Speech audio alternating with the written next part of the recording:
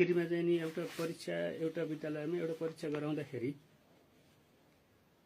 1000 विद्यार्थी भएको ठाउँमा त 1000 विद्यार्थीको कति विषय हुन्छ 10 क्लाससम्म भएको स्कुलमा 11-12 सम्म हाई स्कुलमा है हाई स्कुलमा चाहिँ 12 सम्म भएको विद्यालयहरुमा कम्तीमा पनि विषयगत हिसाबले पनि त्यहाँ ठुलै हुन्छ कि ठुलै अमाउन्ट हुन्छ।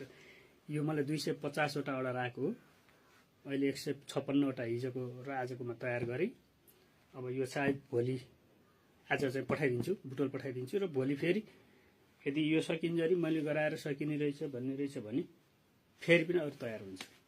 अनि अर्को कुरा के भन्दाखेरि एकदम व्यस्त छ, अहिलेसम्म एकदम व्यस्त छ। बिदा चाहिँ नि सकिसकेको छ भन्नु पर्यो, अहिलेसम्म लिनुपर्ने बिदा सकिसकेको छ।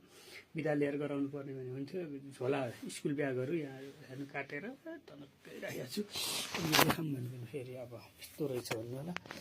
ब्यागहरू काटेर यहाँ राखेको छु। 10-20 वटा ब्याग चाहिँ तयार गर्नलाई छ। अब स्कुल ब्याग चाहिँ अहिले तत्काललाई असमर्थ छु। कपडा बलियो, राम्रो कपडा पनि अब सकिँदैछ।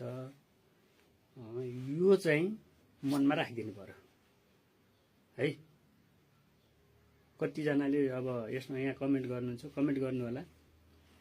कतिजना साथीहरु टिकटक चलाउनुहुन्छ, कतिजनाले चलाउनुहुन्न। अब यो मैले टिकटकमा पनि राख्छु हैन, अनि फेसबुकमा पनि राख्छु यो भिडियो।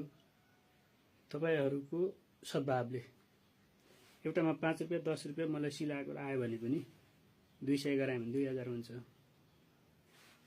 बसी खाना यसो घरबाट बसेर थपक्क मोबाइल हेरेर खाली यसो गरेछ बसेर त केही काम छैन।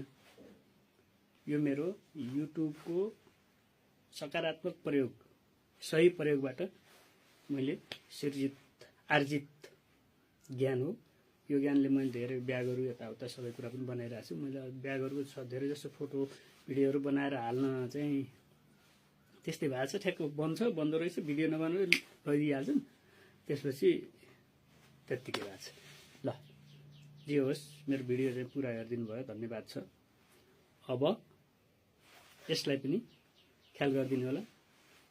कुनै विद्यालयमा विद्यालयको लोगो सहित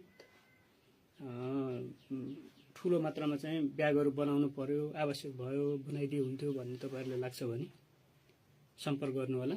मेरो बायोमा त्यहाँ इमेल पनि छ सायद, नभए नम्बर छ। नभए मलाई नचिन्ने को हुनुहुन्छ र यहाँ पाल्पामा हैन, वरिपरि के फेरि पाल्पा भन्दा एकदम पाल्पाकै राजा भएछ नभन्नु होला है। हस्, धन्यवाद।